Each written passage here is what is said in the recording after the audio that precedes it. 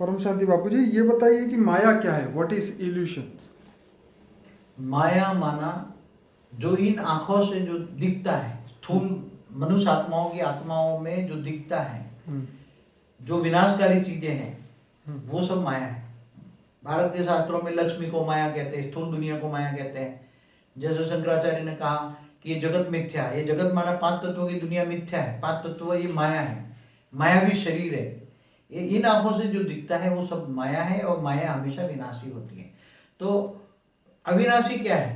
माया से परे अविनाशी क्या है? जो इन आंखों से नहीं दिखता मगर दिव्य दृष्टि से दिखता है, जो मरने के बाद दिखता है। आत्मा मरने के बाद दिखती है।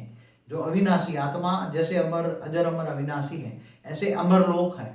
तो अमर तत्वों की दुनिया है, वो अमर है। तो महामाया के बारे में भी कहीं सुना है?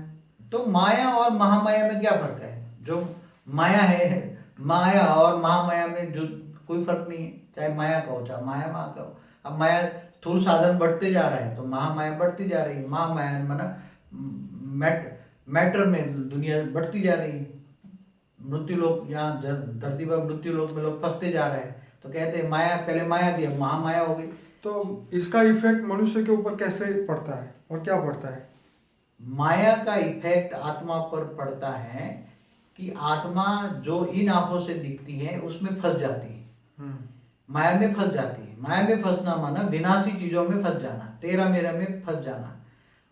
जो ये विनाशी चीजों है इसके पीछे इच्छाएं बढ़ जाती हैं, ये चाहिए ये चाहिए, विनाशी चीजों के पीछे पागल हो जाती हैं। सारी जिंदगी विनाशी चीजों की प्राप्ति के लिए आत्मा झूठ करती है, छल कपट करती है। फिर मरते वक्त याद आता है कि ये सब माया है, मेरे साथ आने वाला नहीं है। इसलिए माया को छूटने के लिए फिर आत्मा मरने के बाद पुरुषार्थ करती हैं, अमर लोग जाने की पुरुषार्थ करती हैं, सूक्ष्म जगत में पुरुषार्थ करती है। तो माया में फंसती है, मरते वक्त याद आती है कि माया है, झूठ है, जो साथ में नहीं आने वाला। माया माना झूठ, जो साथ में नहीं। आत्मा के साथ क्या आएगा? तो माया को भगाने के लिए, माया से दूर रहने के लिए इंसान को क्या करना चाहिए? माया में रहकर मायाजीत बनने के लिए आत्मा को परमात्मा से कनेक्शन होना चाहिए।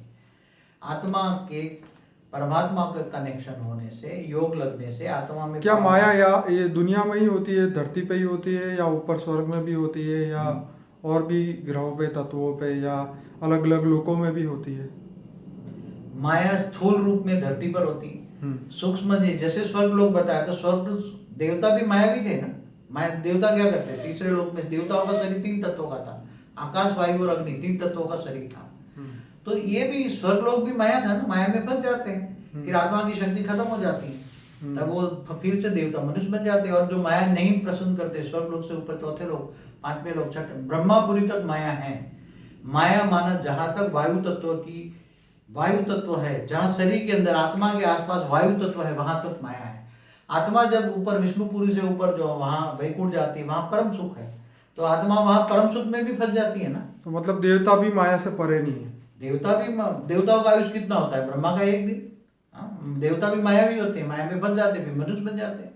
और देवता से ऊपर जाते हैं तो विष्णुपुरी भी जाती है, वैकुंठ है, वैकुंठ में भी माया है, वहां महामाया है। विष्णु माना महामायावी, तो महासुख में फंस जाते, परम महासुख वहां बहुत बढ़ते हैं। फिर वहां परम महासुख से फंस जाते, फिर शिवपुरी जाते। तो इन सबसे बचने के लिए आत्मा को क्या करना चाहिए? आत्मा को आत्मज्ञान में रहना चाहिए, आत्म स्वरूप में रहना चाहिए, आत्मा की उन्नति के लिए पुरुषार्थ करना चाहिए। जो मायावी लोगों से, जो है मायावी लोगों से बचना चाहिए। जो माया में फंसे हुए लोग हैं, इनके संग नहीं करना चाहिए। हमेशा ज्ञान योग में रहना चाहिए। चाहे शिव हो तो निराकार शिव को याद करो, तो शिव को याद रखो कि मुझे परम धाम जाना है, तो परम धाम आत्मा पर हमेशा बुद्धि परम धाम में रहेगी। तो ये इच्छा हो, जो माया की अंदर जो इच्छा है, मायावी इच्छा है, इससे तुम बचोगे।